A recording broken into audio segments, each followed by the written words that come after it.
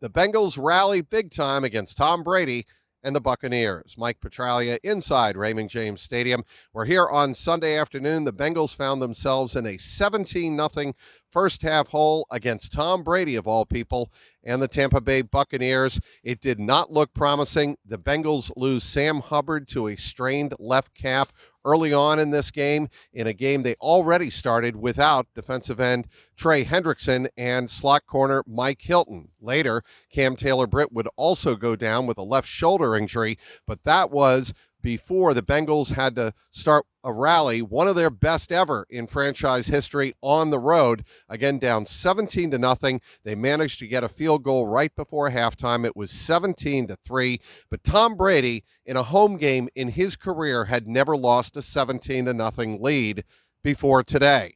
The Bengals managed on the opening drive of the second half to force Tom Brady and the Bucs to a 3-and-out, and then the Buccaneers got cute. They tried a fake punt to Gio Bernard, the former Bengal. There was miscommunication.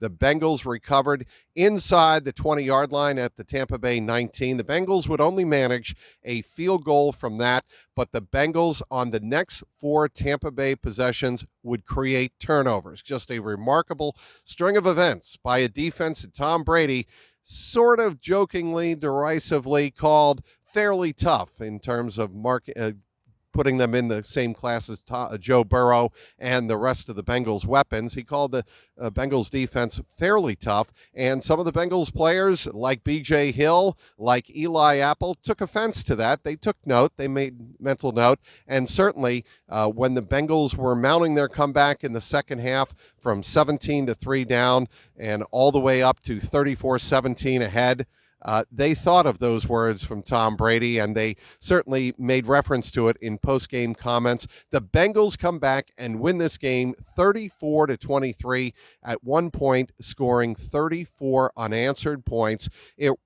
Joe Burrow had touchdown passes in this game to T. Higgins, the first touchdown of the game. That drew the Bengals to within 20-12. Then a clutch pass by Joe Burrow on third down and goal to Tyler Boyd. Yes, he played through the pain of that dislocated middle finger on his left hand. He caught a touchdown pass. That gave the Bengals their first lead, the 2-point conversion to T. Higgins, and it was 20-17, remarkably enough. And then it was Joe Burrow finding Jamar Chase at the beginning of the fourth quarter. The Bengals managed to go up by 27-17. And then Mitchell Wilcox, the Tampa native, managed to catch a touchdown pass on a naked bootleg from Joe Burrow.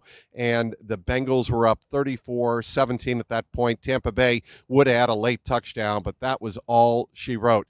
Bengals pull off one of the greatest road comebacks in franchise history, and do it against a quarterback again who had never blown a 17-0 lead in a home game ever before. So a remarkable day for the Bengals. Of course, with their 6th straight win, they are 10-4 now on the season, all alone in first place in the AFC North, one game ahead of the Baltimore Ravens. Bengals will travel to New England for Christmas Eve to take on the New England Patriots, who lost a game on Sunday in Las Vegas that you just have to see to believe. They tried a lateral play with the game tied and lost when Chandler Jones picked off the pass and returned it for the walk-off touchdown at the end of regulation. So the Patriots will be hurting when they are going into that game on Christmas Eve. They will be below 500, or excuse me, at 500 at 7-7 heading in to that game with the Bengals. But again, the commentary after this game in the locker room was about a couple of things. I asked DJ Reader of the Bengals what it meant to make plays for the reserves to make plays in a game where you already lost Sam Hubbard, you didn't have Trey Hendrickson, you didn't have Mike Hilton, and you lose Cam Taylor-Britt. And he said, we have guys in this locker room on defense who just want to be great, who want to be given the opportunity to make big plays at big moments of games, and that's what we had today. Of course, B.J. Hill talking about the fairly tough defense comments again after the game, having a little bit of fun. It's easy to do that when you come back and win a game like the Bengals did against Tom Brady. Yes, Tom Brady threw for over 300 yards in this contest, 30 of 44. He threw for 3 touchdowns, 2 interceptions. One by Jermaine Pratt was a key moment in that second half rally by the Bengals. Joe Burrow in this game, he didn't have to be great, but he was effective. He threw for 200 yards, and again, the 4 touchdown passes that he had on the day with the 1 interception. 4 touchdowns. The 3 amigos get 1 each, plus Mitchell Wilcox. So it was a great day all around.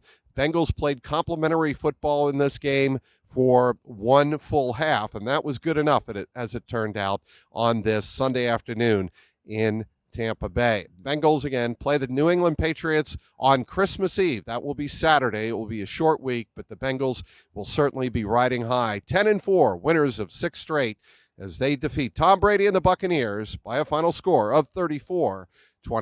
Follow all my coverage on Twitter at Trags, Trags, of course online, clnsmedia.com, and be sure to click on the link below and subscribe, and I want to hear all of your comments, good, bad, and indifferent, on the Jungle Roar podcast YouTube page. Inside Raymond James Stadium, Mike Petraglia, CLNS Media.